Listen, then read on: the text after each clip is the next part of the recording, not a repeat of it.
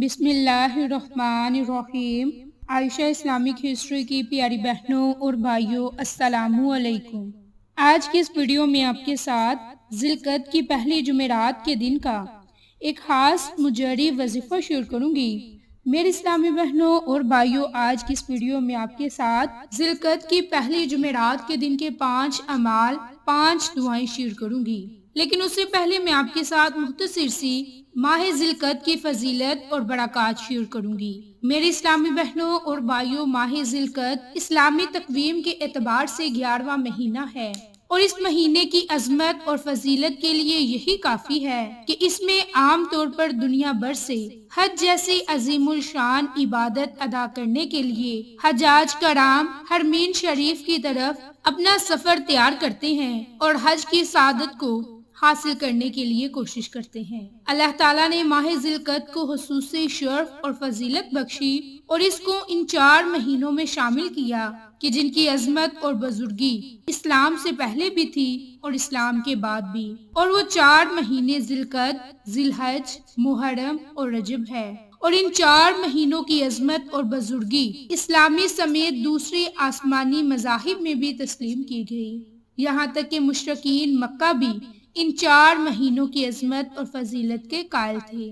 میری اسلامی بہنوں اور بھائیوں، حضرت ابو بکر سے روایت ہے کہ رسول اللہ صلی اللہ علیہ وآلہ وسلم نے ارشاد فرمایا کہ جس دن سے اللہ تعالیٰ نے زمین اور آسمان کو پیدا کیا، اس دن سے لے کر آج تک زمانہ اسی حالت پر گھوم پھر کر واپس آ گیا۔ میری بہنوں، ایک سال میں 12 مہینے ہیں اور ان میں سے 4 عزت اور حرمت والے ہیں، جو 3 تو مسلسل یعنی ذی القعدہ، ذی الحج اور محرم، اور دوسرا آخری مہینہ رجب کا مہینہ ہے۔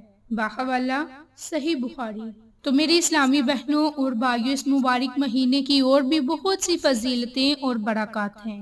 اب آپ کے ساتھ اس مبارک مہینے کی پہلی جمعرات کے خاص 5 ایسے کام شیئر کروں گی، ایسی 5 دعائیں شیئر کروں گی کہ جس کی برکت سے رزق دروازے توڑ کر آئے گا، اور جیسا آپ چاہو گے ویسا ہوگا، ہر کوئی آپ کی بات مانے گا۔ میرے اسلامی بہنوں اور بھائیوں، یہ وظیفہ بڑا ہی بابرکت ہے، اور اس وظیفے کو بہت سی میری بہن اور بھائیوں نے بھی بولا کہ ہم آپ کے ساتھ یہ وظیفہ شیئر کریں۔ جیسے کہ میں نے بتایا، بہت سارے لوگ کہہ رہے تھے کہ رزق کے لیے کوئی وظیفہ بتائیں، یعنی جن کے گھر میں رزق کی تنگی ہے، گھر میں بے برکتی ہے۔ اس حوالے سے یہ ایک ایسا سنت نبوی عمل ہے کہ سنت نبوی بھی زندہ ہو جائے اور عمل بھی ہو جائے، سنت پر عمل بھی ہوگا اور وظیفہ بھی ہوگا، اور گھر کے اندر جو بے برکتیاں، ناچاکیاں، رزق کی بے برکتیاں اور رزق میں تنگیاں، کاروباری حالات خراب ہیں، وہ سب انشاءاللہ اللہ کے حکم سے ٹھیک ہو جائیں گے۔ تو میرے اسلامی بہنوں، آپ نے صرف 2 اعمال کرنے ہیں، وہ بھی چھوٹے چھوٹے ہیں، اور آپ کا اس سے زیادہ وقت بھی ضائع نہ ہوگا، لیکن آپ نے 3 الگ کام کرنے ہیں، 2 اعمال کرنے ہیں۔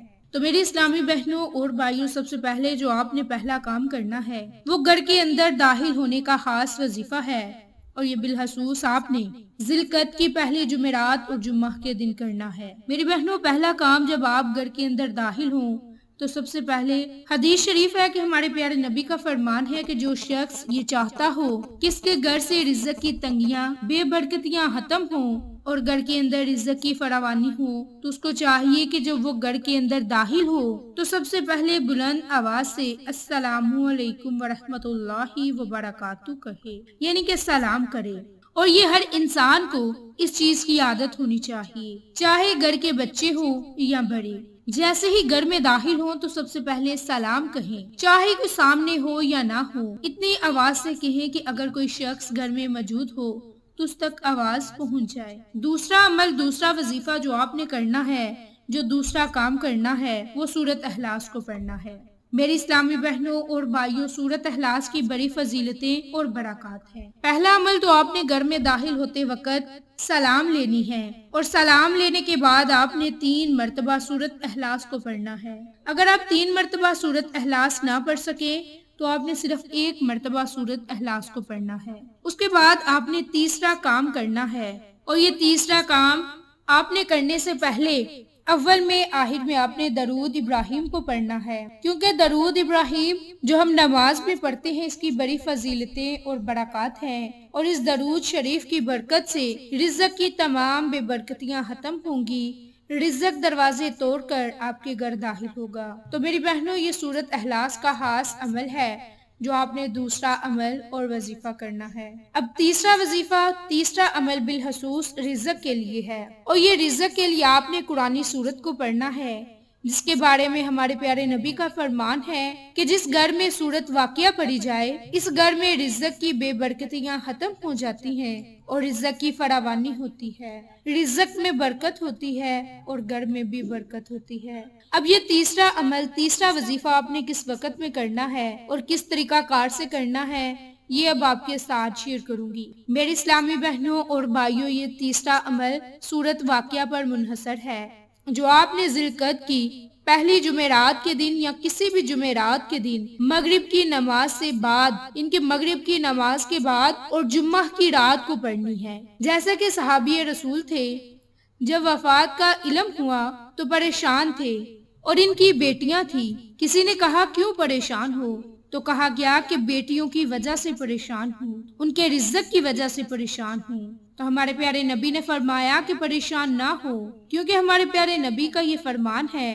ہمارے پیارے نبی نے فرمایا کہ جس گھر میں سورت واقعہ پڑھی جائے اس گھر میں کبھی بھی رزق کی تنگی نہیں ہوتی۔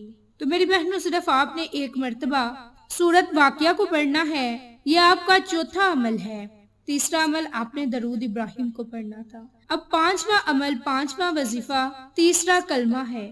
یہ تیسرے کلمے کا خاص وظیفہ آپ نے کس طرح سے کرنا ہے، اور یہ تیسرے کلمے کا آخری وظیفہ ہے، اور آپ نہ صرف جمعرات اور جمعہ کے دن بلکہ آپ روزانہ کے معمول پر گھر میں جب خواتین آٹا گوندنے کے لیے بیٹھیں تو اس وقت یہ عمل کریں۔